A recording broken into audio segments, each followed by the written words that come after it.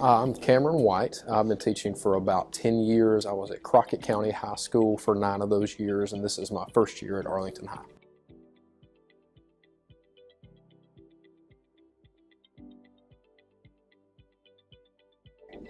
So I teach AP Human Geography, which is primarily for 9th and 10th graders, and it covers both the basics of geography, which your national borders, states, physical geography, as well as things like culture, agriculture, city development, politics, pretty much anything you can think of that goes on the globe.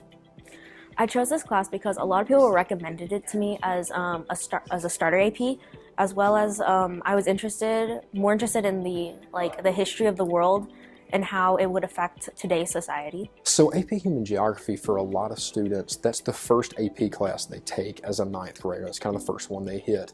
And it's a good intro point because intellectually it's really challenging, kind of requires you to think a little bit and to kind of grow up in a hurry from that middle school workload, even more than an honors class.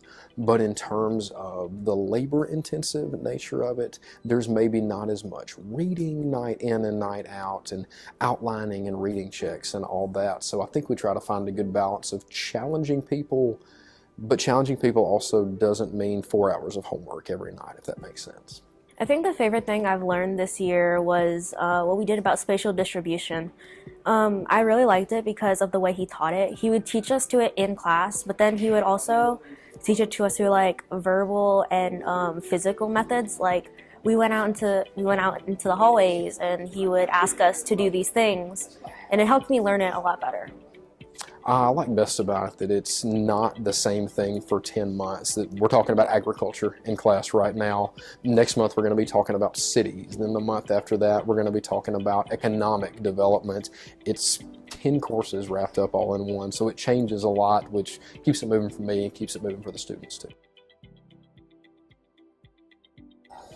I try my best to utilize a lot of student discussion, whether we're just brainstorming different ideas for the causes and effects of things, or hey, how could you apply this to a modern day situation? Also try to maximize the iPad technology using things like Nearpod, which puts the PowerPoint right in front of students on their desk.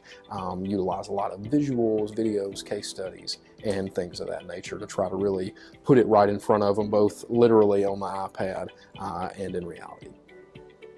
I recommend this class to other students because Coach White teaches this class really well, and I feel like this would be a great way for people to start thinking about college.